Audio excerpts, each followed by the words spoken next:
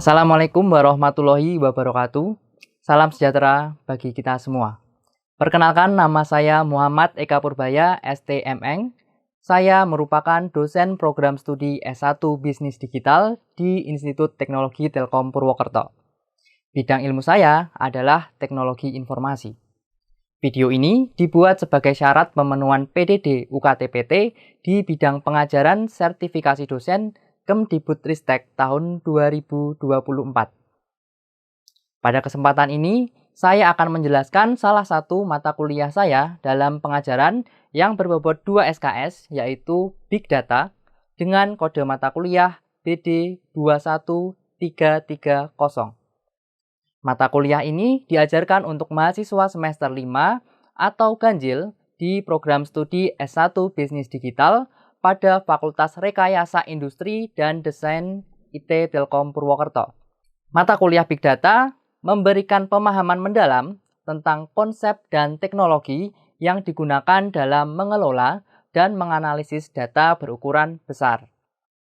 Topik yang dibahas meliputi konsep dasar Big Data, life cycle data, visualisasi data, penyimpanan Big Data, penggunaan database NoSQL, serta teknik-teknik pemrosesan dan manajemen data.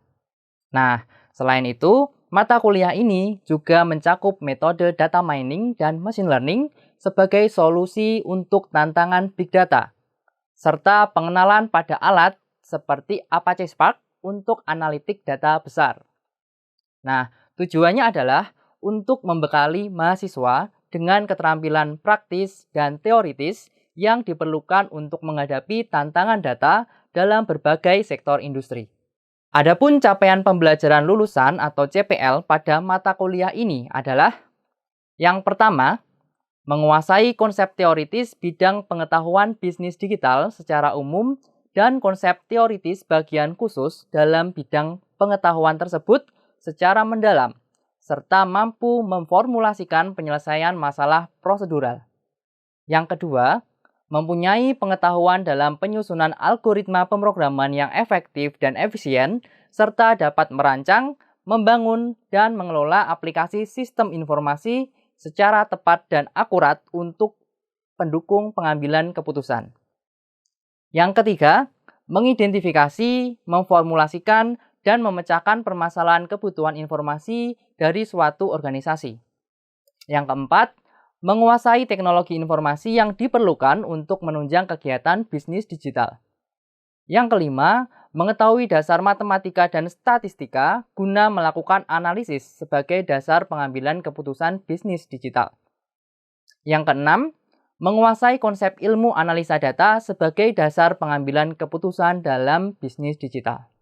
Capaian pembelajaran lulusan tadi kemudian diturunkan ke dalam capaian pembelajaran mata kuliah atau CPMK dengan pengelompokan sebagai berikut. Yang pertama, mahasiswa mampu menjelaskan tentang konsep Big Data dan life cycle pada Big Data. Yang kedua, mahasiswa mampu menjelaskan visualisasi pada kasus Big Data. Yang ketiga, mahasiswa mampu menjelaskan konsep penyimpanan dalam Big Data, database NoSQL, pemrosesan, dan manajemen konsep pada Big Data. Yang keempat, mahasiswa mampu menjelaskan data mining dan machine learning sebagai solusi untuk permasalahan Big Data, pre-processing data. Yang kelima, mahasiswa mampu menerapkan metode data mining seperti regression, classification, clustering, dan association rules.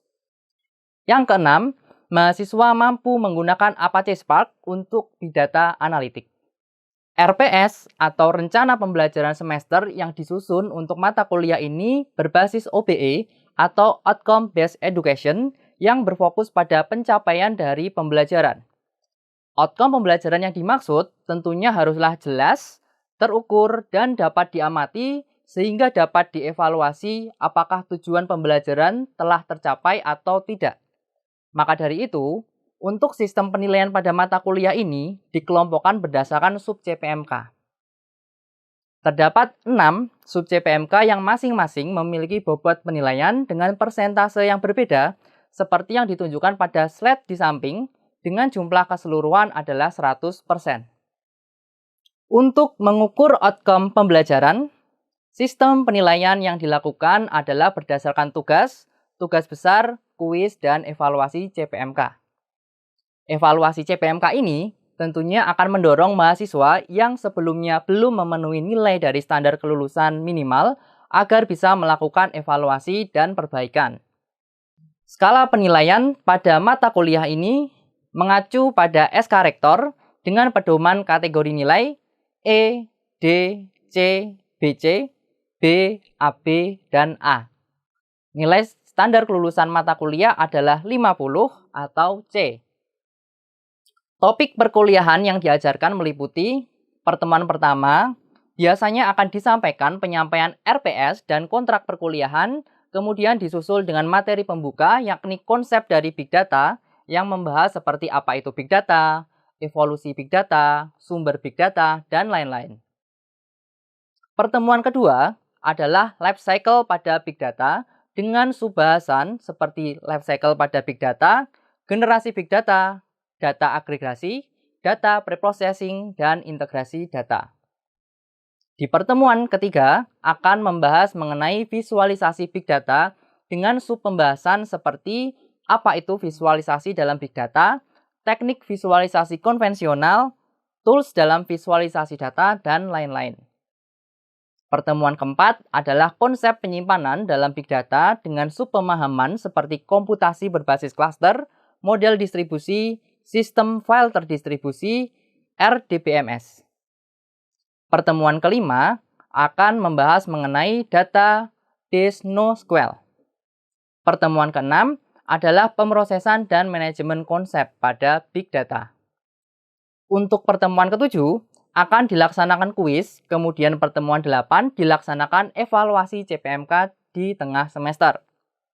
Setelah ETS ini, mahasiswa akan mempelajari data mining dan machine learning sebagai solusi untuk permasalahan Big Data dengan materi pembahasan seperti apa itu data mining, proses data mining, konsep dan proses di dalam machine learning, lalu ada dataset, model, dan mengukur kinerja model.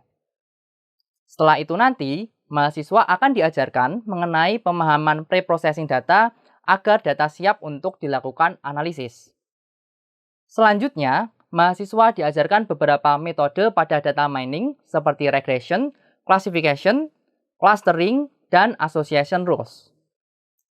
Pada materi terakhir, mahasiswa akan diajarkan mengenai cara kerja dan komponen yang ada di dalam Apache Spark serta menggunakannya untuk data analitik. Evaluasi CPMK akhir semester dilakukan pada pertemuan 16 dengan cara mempresentasikan tugas akhir yang dibuat oleh setiap kelompok. Teknik pengajaran yang saya gunakan adalah metode DIA atau Delivery Interaction Assessment. Pada tahap delivery atau penyampaian, informasi dan materi pelajaran diberikan kepada mahasiswa. Cara penyampaiannya bisa bermacam-macam, seperti ceramah, dosen menjelaskan materi di depan kelas, kemudian bacaan, mahasiswa membaca buku atau artikel, lalu menonton video pembelajaran, dan demonstrasi, yakni dosen menunjukkan cara melakukan sesuatu secara langsung. Tujuan dari tahap ini adalah agar siswa mendapatkan informasi yang mereka butuhkan untuk belajar. Tahap interaksi melibatkan komunikasi antar mahasiswa dan dosen, serta antar mahasiswa untuk memperdalam pemahaman materi pembelajaran. Nah, bentuk interaksi ini bisa meliputi diskusi, kerja kelompok, forum online, dan praktikum. Penilaian atau assessment adalah proses mengevaluasi sejauh mana siswa memahami materi yang telah dipelajari. Penilaian dapat dilakukan melalui berbagai cara, seperti ujian, yakni mengukur pemahaman siswa melalui soal-soal tertulis. Tugas atau proyek, siswa mengerjakan tugas atau proyek yang menuntut penerapan pengetahuan. Sedangkan kuis itu seperti tes singkat yang dilakukan secara berkala. Penilaian ini tentunya akan membantu dosen untuk mengetahui sejauh mana siswa memahami materi dan bagian mana yang perlu diperbaiki. Itulah gambaran pembelajaran perkuliahan Big Data yang saya ampu selama 1 semester berjalan. Adapun rujukan pembelajaran yang digunakan dalam mata kuliah ini dapat disimak pada slide di samping. Media online dan saluran komunikasi seperti Zoom Meeting, Google Meet, dan WhatsApp Group digunakan sebagai bahan diskusi terkait materi perkuliahan. Sedangkan media pendukung perkuliahan di kampus kami telah menggunakan LMS yang bisa diakses secara langsung oleh mahasiswa yang memuat bahan pembelajaran, video pembelajaran, dan tugas mandiri atau kuis pada pertemuan perkuliahan. Media Igrasias digunakan untuk presensi kehadiran mahasiswa sekaligus sistem informasi akademik yang dapat digunakan untuk menginput serta mengakses hasil penilaian akhir dari perkuliahan.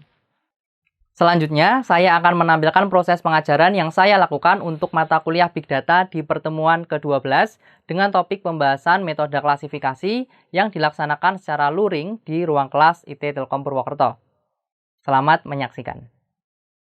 Assalamualaikum warahmatullahi wabarakatuh. Ya, sebelum memulai perkuliahan, di siang hari ini marilah kita berdoa terlebih dahulu menurut agama dan kepercayaan masing-masing. Berdoa dipersilahkan. Berdoa selesai. Ya, di siang hari ini kita ingin yel-yel dulu ya teman-teman ya. Kalau saya bilang semangat pagi, harusnya jawabnya pagi. Oke, sekali lagi biar tambah semangat. Semangat pagi. Pagi. Oke, sip ya. Nah, ya Mas Oki sudah makan siang belum? Oh sudah. Gina? Oke. Kalau gitu semoga nanti perkuliahan ini bisa berjalan dengan lancar ya. Nah, di siang hari ini kita akan belajar tentang algoritma klasifikasi. Nah, hari ini berarti kita masuk pertemuan 12 di mata kuliah Big Data ya. Nah, pertemuan minggu lalu, ayo masih ingat nggak ini pertemuan apa? Mbak Septia mungkin? Pertemuan algoritma regresi. Oh, regresi ya? Yakin nggak? Iya, Pak. Yakin. Oke, sip ya. Nah, di pertemuan regresi kemarin, kira-kira masih ingat nggak algoritma regresi itu apa sih? Yo, kita tes nih siang-siang nih ya. Oke, silakan Imelda.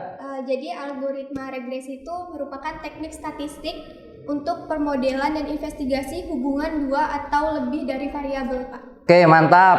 Yuk, mungkin satu pertanyaan. Jadi di dalam regresi ini kan ada hubungan antara dua variabel ya. Yang pertama adalah variabel independen. Yang kedua itu adalah variabel dependen. Ini saling berkaitan. Variabel independen ini adalah variabel bebas dan variabel dependen itu variabel terikat. Notasi dari variabel independen ini pakainya notasi apa biasanya? Ada yang bisa angkat tangan? Ya. Biasanya pakai variasi Y. X, Pak. X ya? Iya. Oke, sip ya. Berarti kalau variabel dependen, berarti kita menggunakan notasi apa kemarin? Notasi Y. Y, sip. Kita tepuk tangan dulu buat kita semuanya. Oke. Ready ya masuk tentang klasifikasi ya. Jadi ini masih ada hubungannya dengan materi yang kemarin karena selama 4 minggu ini nanti kita akan belajar algoritma yang ada dalam kelompoknya data mining. Nah, untuk tujuan pembelajaran pada pertemuan kali ini yaitu mahasiswa mampu memahami dan menerapkan metode data mining yaitu algoritma klasifikasi. Nah, nanti dalam materi ini pustaka yang digunakan itu dari bukunya Umam yaitu Data Mining dan Big Data Analytics ya. Kemudian bukunya Kurniawan yaitu Pengenalan Machine Learning Solusi untuk Permasalahan Big Data. Nanti buku ini sebenarnya bisa kalian akses di perpustakaan kampus. Oke ya. Nah, untuk outline pertemuan 12, jadi pembahasan kita itu ada 6 poin. Yang pertama adalah definisi tentang algoritma klasifikasi. Yang kedua yaitu adalah perbedaan dari metode klasifikasi. Selanjutnya nanti akan kita bahas tentang indikator kinerja pada model klasifikasi. Nah, kemudian kita lanjutkan contoh-contoh atau algoritma apa saja yang digunakan dalam metode klasifikasi. Jadi ini yang paling populer ada 3, yaitu naive Bayes, kemudian decision tree, yang ketiga adalah K-Nearest Network. Ya, kita lanjutkan. Nah, kita masuk ke apa itu algoritma klasifikasi. Kalau kata klasifikasi sendiri ini paham ya. Berarti kita klasifikasi itu berarti kita membedakan ya suatu data ke dalam beberapa kategori atau kelas berdasarkan fitur-fitur atau atribut yang diberikan. Nah, di sini saya memiliki satu contoh gambar.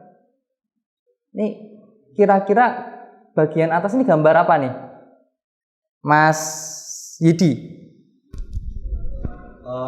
Gambar sayuran. Sayuran. Iya. Sayuran ya. Sayuran ini punya ciri-ciri tertentu nggak? Punya. Apa, Mas? Ya, kalau yang dari gambar itu sih warnanya hijau. Warna hijau. Terus Terus satu lagi daun-daunan gitu, Pak. daun-daunan. Oke ya. Nah, kalau ini adalah gambar telur. Telur sama sayuran beda ya? Beda. Dari gambar aja sudah beda. Nah, dengan kita membuat suatu model klasifikasi, ini fungsinya digunakan untuk mengklasifikasikan misalkan suatu gambar atau suatu data ke dalam kategori dia itu masuk kategori buah-buahan atau tidak. Ya, tadi Mas Yidi sudah menyampaikan bahwa area yang atas ini masuk buah-buahan dengan ciri-ciri bahwa gambar tersebut apa ya Mas tadi? Hijau ya, warnanya hijau dan ada daun-daunannya juga. Nah, itulah maksud dari algoritma klasifikasi. Nah, ketika teman-teman sudah membuat model klasifikasi ini, ya, setelah membuat model klasifikasi, proses selanjutnya adalah dilakukan training atau pelatihan, yang mana nanti dari hasil modelnya dapat digunakan untuk mengecek atau mengklasifikasikan dari data yang belum dilakukan pelatihan. Jadi untuk testing ya istilahnya. Oke.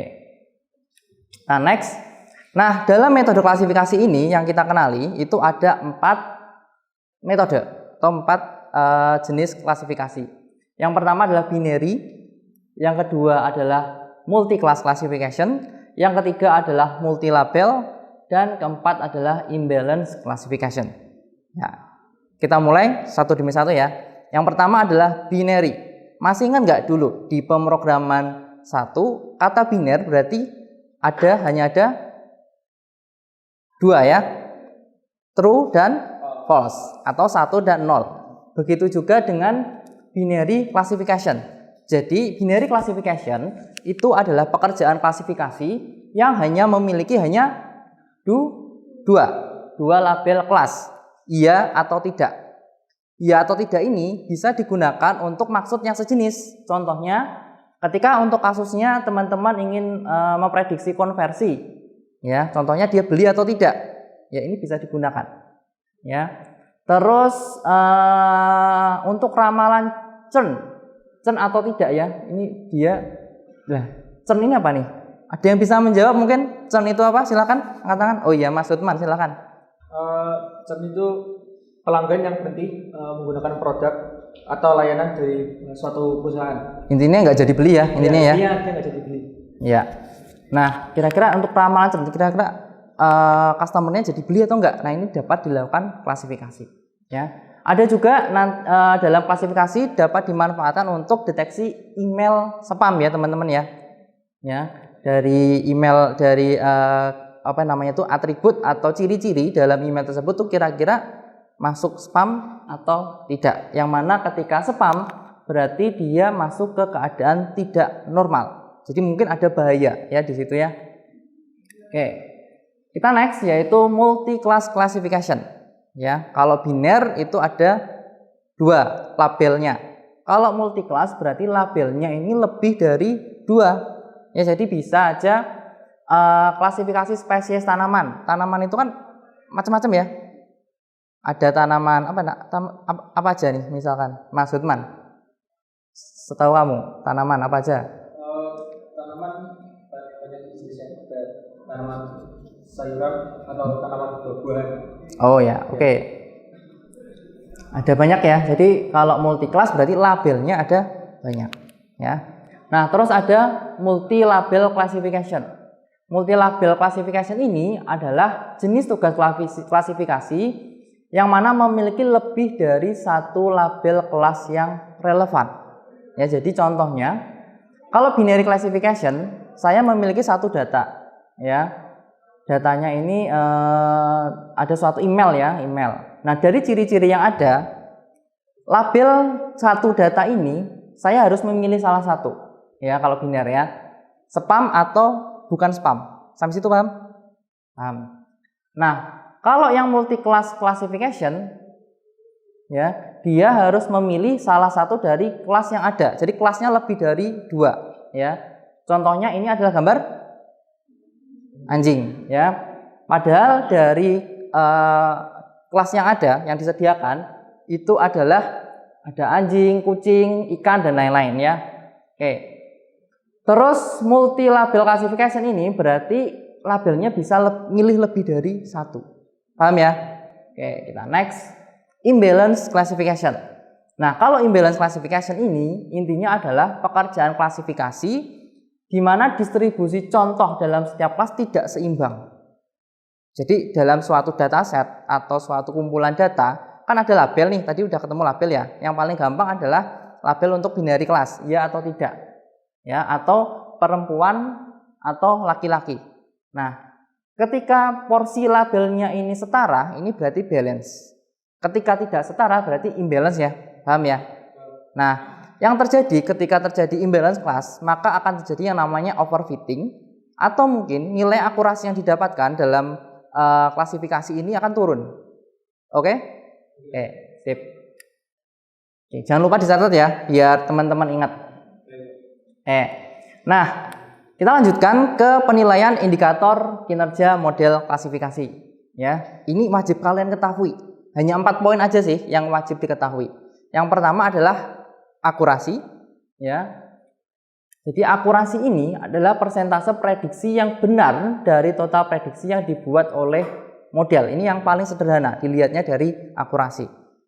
Yang kedua adalah presisi. Presisi ini adalah rasio prediksi positif benar terhadap total prediksi positif yang dibuat oleh model. Ya. Yang ketiga adalah recall. Recall ini adalah rasio prediksi positif benar terhadap total aktual positif. Ya. Terus yang keempat adalah F1 score. Ya. Sebenarnya 3 ini sebenarnya sudah mencukupi untuk dilakukan confusion metric namanya. Nanti silakan nyari referensi dari internet tentang confusion metric. Nah, yang terakhir yaitu F1 score. Ini adalah rata-rata harmonis dari presisi dan recall. Ya, kombinasinya. Oke. Nanti akan kita coba contohkan implementasi dari klasifikasi menggunakan satu tools yang namanya Orange. Nanti teman-teman bisa mengunduhnya dan mencobanya sendiri di rumah. Nah, selanjutnya kita masuk ke model klasifikasi yang perlu teman-teman ketahui yang nanti coba kita terapkan dalam Orange. Yang pertama adalah naive bias. Ya, naive bias ini, ya menurut Alfa Saleh, ya ini adalah algoritma klasifikasi yang dulunya ditemukan oleh Thomas Bayes yang mengasumsikan bahwa prediktor dalam suatu dataset bersifat independen. Ya, jadi dalam naive bias itu pakai rumus probabilistik. Ya, jadi rumusnya seperti ini. Ya, cara menghitungnya adalah probabilistik A terhadap B didapat dengan cara probabilitas B terhadap A dikali probabilistik A dibagi probabilistik B. Ya, karena teman-teman dari prodi bisnis digital, ya nanti perhitungannya nggak usah terlalu ribet-ribet lah ya. Nanti kita pakai tools aja, ya. Pakai Orange, masukin aja, udah jadi. Ya. Tapi yang penting kalian harus punya justifikasinya ya. Oke, next. Kemudian ada decision tree. Menurut Cipto Hartono di tahun 2013, algoritma ini digunakan untuk merepresentasikan pengambilan keputusan secara visual. Jadi karena ada tree, ada pohon, ya berarti kita menggunakan alur mirip pohon nih. Pohon keputusan namanya ya. Ini dapat dibuat dengan mengajukan pertanyaan ya atau tidak mulai dari awal hingga akhir.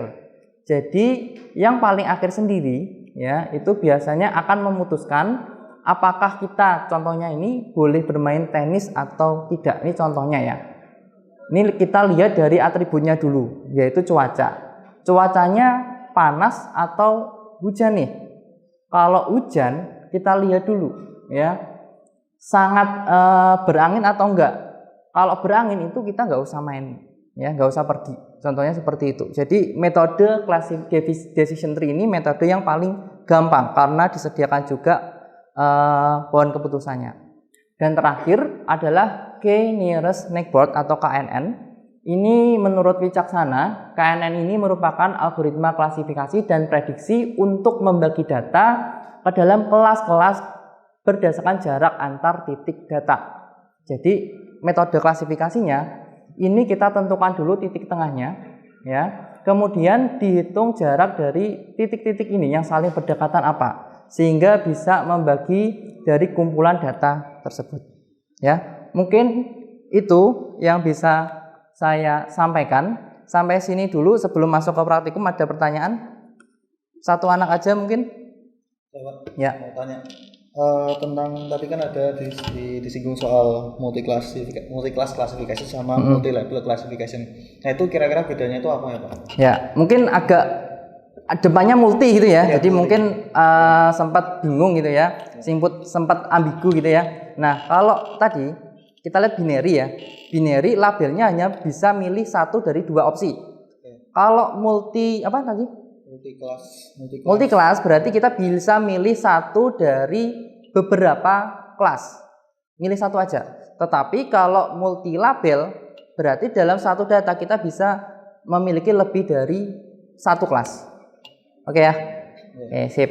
Saya tunjukkan dulu. Jadi dengan menggunakan aplikasi Orange ini kita bisa drag and drop fungsi-fungsi atau modul-modul yang disediakan pada aplikasi ini ya.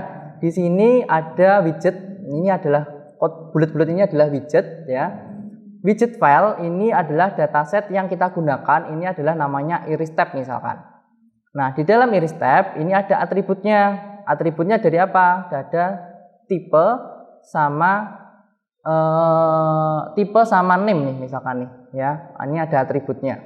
Dari atribut-atribut ini kemudian dimasukkan ke dalam widget test and score, tapi sebelumnya harus dikonekkan dulu dengan widgetnya metode atau model yang ingin kita gunakan. Contohnya tree sama SVM. Jadi tinggal pakai drag and drop aja, tinggal kita buatkan jalurnya aja. Nah, untuk mengetahui performa antara tree sama SVM, kita pakai widget test and score. Nah, di sini kita dapat melihat ya, utamanya sih aku biasanya pakainya CA. CA itu adalah akurasinya. Jadi ini penilaiannya adalah dari persentase. Berarti kira-kira dari sini yang paling bagus kalau dari segi akurasi pakai SVM atau decision tree. Berarti pakai decision tree. Oke, sip ya. Nanti silakan dipelajari sendiri ya. Jadi contohnya seperti ini. Silakan nanti dipelajari di rumah. Untuk tugasnya nanti silakan teman-teman memilih dataset. Datasetnya ini bentuknya free ya. Jadi bisa diunduh di internet. Ngunduhnya dari uji mesin learning. Silakan dipilih aja dataset yang sesuai. Pelajari atribut-atributnya. Kemudian implementasikan dengan metode klasifikasi dengan Orange tadi. Kalau mau menggunakan cara yang sama dengan Bapak, nggak masalah. Yang penting studi kasusnya berbeda. Oke ya. Nah, untuk nanti teman-teman untuk pengumpulannya adalah dalam format PDF ya. Kemudian dibuat dalam bentuk laporan ya, dijelaskan juga cara-caranya dan screenshot dari hasil penggunaan Orange ini ya. Nah, nanti tugasnya dikumpulkan ke LMS ya. Ke LMS. Nah, kemudian nanti untuk penilaiannya ada beberapa rubrik. Pertama adalah pemahaman konsep. Yang kedua adalah pemilihan dan deskripsi dataset ya. Yang ketiga adalah implementasi model. Yang keempat adalah evaluasi model dan kelima adalah kesimpulan. Persentase yang paling tinggi adalah implementasi model. Sip ya, paham ya? Semoga teman-teman bisa mengerjakan sehingga dengan tugas ini teman-teman bisa lebih memahami lagi mengenai metode klasifikasi. Mungkin itu saja yang bisa saya sampaikan di pertemuan kali ini. Kita jumpa di pertemuan minggu depan. Mungkin saya pantun dulu kali ya. Buah mangga, buah pepaya.